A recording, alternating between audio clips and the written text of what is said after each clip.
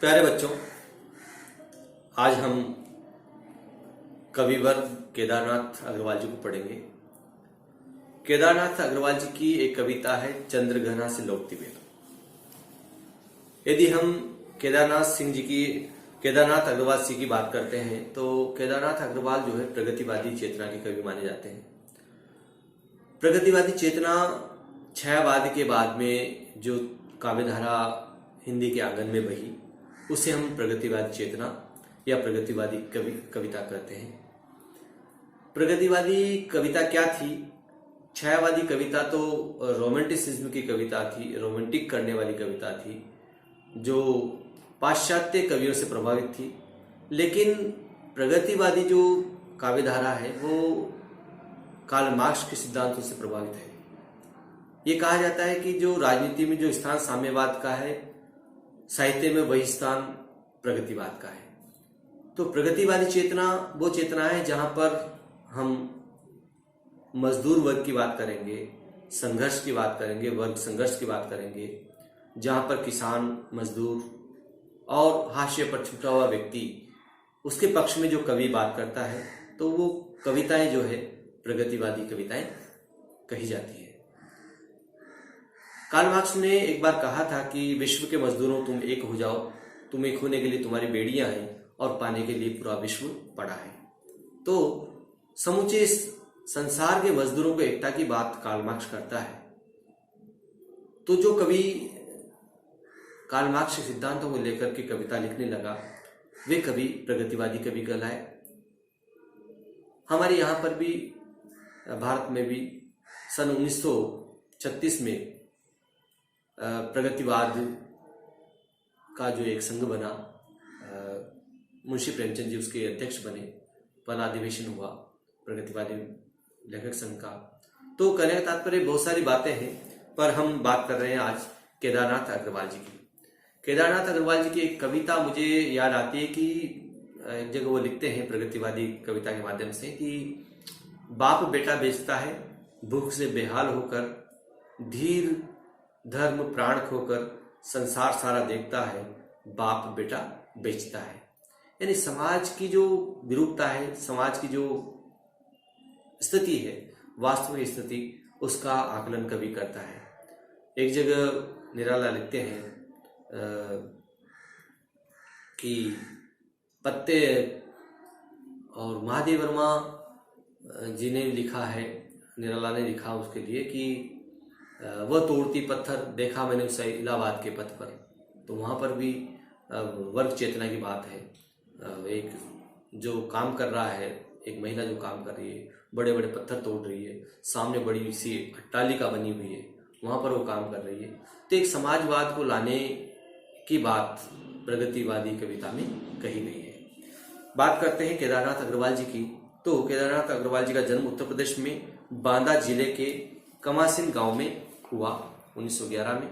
इनकी शिक्षा इलाहाबाद और आगरा विश्वविद्यालय से हुई। केदारनाथ अग्रवाल पेशे से वकील रहे हैं।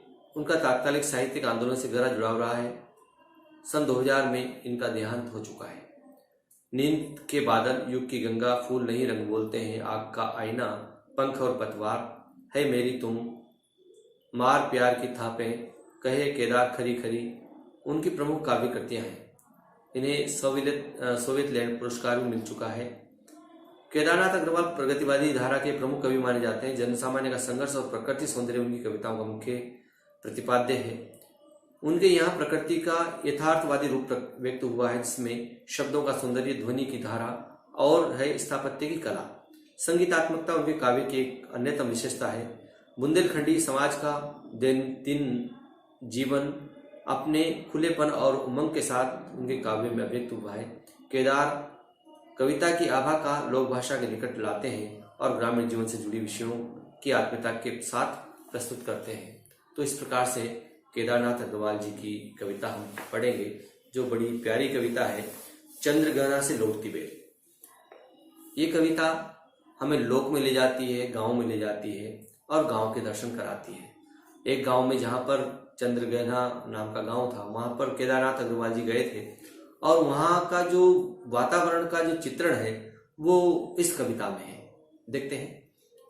देख आया चंद्र गहना, देखता हूँ दृश्य अब मैं। मेड़ पर इस खेत की बैठा अकेला, एक बीते के बराबर वह हरा ठिगना चना। बांधे मुरठा शीश पर छोटे गुलाबी फूल का, सज कर खड़ा है, पास ही मिलकर उगी है, बीच में अलसी अठीली। देह की पतली कमर की लचीली, नील फूल फूले को सिर पर चढ़ाकर, देखिए कितनी प्यारी है। कह रही है जो कुछ छुए यह दूं हृदय का दान उसको, और सांसों की न पूछो हो गई सबसे सयानी, और सरसों की न पूछो हो गई सबसे सयानी। हाथ पीले कर लिए हैं ब्याह मंडप में पधारी, फाग गाता मास फागुन आ गया है आज जैसे। देखता हूं मैं स्वयंवर हो रहा है, प्रकृति का अनुराग चंचल हिल रहा है इस विजन में। दूर व्यापारी नगर से प्रेम की प्रिय भूमि उपजाऊ अधिक है, और पैरों के तले है एक पोखर, उठ रही उसमें लहरियां। नील तल में जो उगी है घास की भूरी, ले रही है वह लहरियां। एक चांदी सा बड़ा सा गोल खंबा आंख को चमकाता है कई पत्थर किनारे पी रहे चुपचाप पानी, प्यास जाने कब बुझेगी। इस प्रकार से ये कविता है, लंबी कविता है, इसके दो भागों में हम लोग इसको पढ़ पाएंगे। पहला भाग हम पढ़ते हैं। देख आया चंद्रगहना। कवि कहता है कि मैं चंद्रगहना जो स्थान है, जो गांव है, वो मैं देख करके आया हूँ। देखता हूँ दृश्य अब मैं वहां के दृश्य देख रहा हूँ। मेड़ पर इस खेत को बैठा अकेला, एक बीते के बराबर ये हरा ठिगना चना। खेत में चने उगे हुए हैं, चने के पौधे हैं, ठिगने हैं, छोटे छोटे हैं। उसको देख करके कवि का मन विवल हो जाता है, देखता है और बड़ा ही आश्चर्यचकित होकर कहता है, मेड़ पर इस खेत की बैठा अकेला है मेड़ पर, एक बीते के बराबर एक छोटा सा हरा ठिगना चना। हरा ठिगना मतलब इसमें मानवीकरण अलंकार है। जब प्रकृति का मानव के समान वर्णन किया जाता है, वहां पर मानवीकरण अलंकार होता है। तो बांधे मुरठा शीश पर छोटे गुलाब फूल का, उसके गुलाबी फूल आते हैं। जब भी आपने चने के खेत में जाके देखोगे और जब उसके अंदर जब फूल आने लगते हैं तो नीले बांधे छोटे गुलाबी फूल गुलाबी रंग के उसमें फूल आते हैं, और बाद में धीरे धीरे उसमें चने बनते हैं। बड़ा उसका एक, जिसको हाड़ोती में कहते हैं, घेघरा बनता है, और फिर वो बड़ा होकर उसमें हरा चना आता है। फिर धीरे धीरे वो सूखता है, फिर चने के रूप में बड़ा दिखाई देता है। सज कर खड़ा है वो चना जो है, वो क्या है, सज करके खड़ा है। सज धज के खड़ा, जैसा कोई मनुष्य सज धज करके कपड़े पहन करके खड़ा हो, उस प्रकार से वो दिखाई दे रहा है। इस पूरे छंद में मानवीयकरण अलंकार है। पास ही मिलकर उगी है, बीच में अलसी हटीली। उसके बिल्कुल बाजू में, पास ही अलसी का पौधा भी उगा हुआ है, यानी कि अलसी के पौधे भी लगे हुए हैं। मिलकर उगी है, उसके बिल्कुल पास में उगी हुई है, बीच में अलसी हटीली। अलसी का तेल आता है, अलसी के बीज आते हैं, जो कई लोग उसको प्रातःकाल खाते हैं। अलसी के बीज कहा जाता है कि डायबिटीज बड़ी सहायक होती है। तो अलसी हटीली, देह की बिल्कुल पतली है। चना उससे बड़ा होता है, लेकिन अलसी का जो पौधा होता है उससे छोटा है। कमर की लचीली, और बड़ी ही छोटा पौधा होने के कारण बड़ा ही लचीलापन उसमें होता है। हवा चलते वो इधर उधर हिलने डुलने लगती है। नील फूल को सिर पर चढ़ाकर, और उसके जो फूल आ रहे हैं वो कौन से रंग के हैं, नीले रंग के फूल उसने अपने सिर पर धारण कर रखा है। नील फूल को सिर पर चढ़ाकर अपने सिर पर धारण कर रखा है, मतलब सबसे ऊपर ही जो उसका जो टॉप हिस्सा है, ऊपर का जो हिस्सा है, उस ऊपर के हिस्से में नीले फूल आए हुए हैं। तो देखिए, कह रही है जो छुए यह दूं हृदय का दान उसको। यदि कोई इस फूल को, मेरे सिर के इस ताज को कोई छू दे, तो मैं उसको अपने हृदय का दान दे दूं। कहने का तात्पर्य यह है कि मैं उसकी हो जाऊं। अब यहाँ पर भी एक नायिका के माध्यम से, नायक तो यहाँ पर कौन हो गया है, आपका चना, और नायिका कौन हो गई है, अलसी। तो वो कह रही है कि कोई मेरे इस ताज को छू दे तो मैं अपने हृदय का दान दे दूं। कहने का तात्पर्य यह है कि मैं उससे प्रेम करने लगूं। और सरसों की न पूछो। और फिर आगे कवि कहता है कि देखिए, क्योंकि ये सारी जो फसलें हैं ये रबी की फसलें हैं, चना, सरसों, गेहूं, ठीक है। तो ये और सरसों की न पूछो, हो गई सबसे सयानी, सबसे सयानी हो गई। सयानी का मतलब बड़ी हो गई है, सयाना का मतलब होता है बड़ा होना। सयानी हो गई है, चालाक हो गई है। सयानी का अर्थ चतुर चालाक भी होता है। सयानी हो गई है, हाथ पीले कर लिए हैं। इसने अपने हाथ पीले कर ले, कहने का तात्पर्य है कि पीले पीले पुष्प सरसों में आने लगे हैं। खेतों में चारों ओर पीलापन दिखाई दे रहा है। ब्याह मंडप में पधारी, और ब्याह के लिए, विवाह के लिए मंडप में पधारी है, आई है। फाग गाता मास फागुन आ गया है आज से। ऐसा लगता है कि नाना प्रकार के फूल, रंग बिरंगे फूल जब खिले हुए हैं तो ऐसा लगता है कि मानो होली का जो त्योहार है वो आ गया है। फाग गाता मास फागुन, फागुन का जो महीना है वो फाग गाता हुआ, फाग का महीना है, फागुन का महीना है। और फाग एक प्रकार से होली को कहा जाता है, होली के महीने को कहा जाता है। तो इसमें फाग के गीत गाए जाते हैं। उसके लिए कहा गया है कवि ने, फाग गाता मास फागुन आ गया है आज जैसे। आज जैसे ऐसा लगता है कि फागुन का महीना जो है फाग गाता हुआ आ गया है। ऐसे ही कवि पद्माकर रीतिकाल के कवि ने लिखा है एक जगह कि फाग के भीर अबीरंते गई गोविंद भीतर ले गई गोरी। भाई करी मन की पद्माकर ऊपर नाई अबीर की झोरी। छीन पितंबर कंबर ते सुविदा दई मीड कपोलन रोरी। नैन नचाए कहो मुस्काए लड़ा फिर खेलन आइयो होली। तो कहने तात्पर्य वहां भी नायिका कृष्ण से कर रही है कि इसी प्रकार की होली खेलने आना। और यहाँ पर भी ऐसा लगता है नाना प्रकार के फूल खिले हुए हैं। तो अलग अलग रंगों की जब गुलाल उड़ती है, रंग उड़ते हैं जब हवा में एक दूसरे पे डालते हैं, तो ऐसा लगता है कि मानो यहाँ पर भी फागुन का महीना आ गया हो। प्रकृति में चारों ओर जो है फूल खिले हुए हैं और नाना प्रकार के अलग अलग रंग के फूल, सरसों का पीला, आपका है जो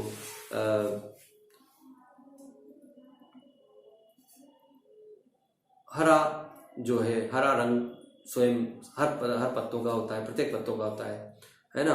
और गुलाबी रंग चने का है, फूल का है। और अलसी का जो रंग है वो नीले फूल हैं। तो इस प्रकार से प्रकृति में नाना प्रकार के फूल खिले हैं। आगे देखिए, देखता हूं मैं स्वयंवर हो रहा है। कवि कहता है कि देखिए मैं देख रहा हूं कि स्वयंवर हो रहा है। स्वयंवर का मतलब कई प्रकार के लोग यहाँ पर आए हुए हैं, कई प्रकार के राजकुमार आए हुए हैं और राजकुमारी उनको वरने के लिए तैयार है। प्रकृति का अनुराग चंचल हिल रहा है। और प्रकृति का अनुराग, अनुराग मतलब प्रेम, प्रकृति का प्रेम अंचल, अनुराग का जो अंचल है, जो दुपट्टा है वो हिल रहा है। चारों ओर हवा चलती है तो चारों ओर अलसी, चना, धनिया, सरसों, सब के पौधे हिल रहे हैं। तो ऐसा लग रहा है मानो प्रकृति का जो प्रेम का जो अंचल है, जो प्रेम का जो दुपट्टा है वो हिल रहा है इस विजन में, इस जंगल में। अब कवि अपनी कविता को कुछ अलग आयाम देता है। देखिए, यहां तक गांव का वर्णन है, फिर देखिए आगे क्या। दूर व्यापारिक नगर से प्रेम की प्रिय भूमि उपजाऊ अधिक है। कहने का तात्पर्य यह कि नगरों से अधिक प्रेम कहां पर है? गांव में। दूर व्यापारिक नगर से, जितने भी नगर हैं सब व्यापार के केंद्र हुआ करते हैं, जहां पर बड़ी बड़ी फैक्ट्रियां हुआ करती है ना, बड़े बड़े कारखाने होते हैं, वहां पर मजदूर काम करते हैं, उनका शोषण होता है, उनको बराबर मजदूरी नहीं दी जाती। दूर व्यापारिक नगर से प्रेम की प्रिय भूमि उपजाऊ अधिक है। प्रेम की भूमि उपजाऊ कहां पर है? गांव में है, लोक में है। और पैरों के तले है एक पोखर। और अब कवि कहता है कि पैरों के तले एक पोखर है। पोखर मतलब तालाब है। उठ रही उसमें लहरियां। देखिए, उस पोखर में, उस तालाब में लहरियां उठ रही, लहरें उठ रही हैं बार बार। लहरें उठने का मतलब यह है कि हृदय में भी प्रेम की लहरें उठ रही है। नील तल में जो उगी है घास बुरी, और उसके नीले तल में, उसके जो गहराई है उसमें हरा हरा घास उगा हुआ है। एक चांदी का ले रही लहरियां, एक चांदी का बड़ा सा गोल खंबा आंख को चमकाता है। एक चांदी का बड़ा सा गोल खंबा आंख को चमकाता है कई पत्थर किनारे पी रहे हैं चुपचाप पानी। प्यास जाने कब बुझेगी। और उसके किनारे बहुत सारे पत्थर पड़े हुए हैं और वो पानी से भीगे हुए हैं, लहरों से टकरा करके पानी छिटक जाता है। तो कभी यहाँ पर पत्थरों में भी मानवीकरण करता है कि इन पत्थरों की कब प्यास बुझेगी। कहने का तात्पर्य ये लगातार पानी में रहते हैं फिर भी इनकी प्यास नहीं बुझती। कहने का तात्पर्य ये भी है कि पूंजीपति वर्ग जो है वो पैसों का आवागमन उनके खूब होता है, खूब पैसा आता है, पता नहीं उनके मन की प्यास कब बुझेगी। वो पत्थरों की तरह बेजान है वो लोग, वो किसी का भला नहीं चाहते।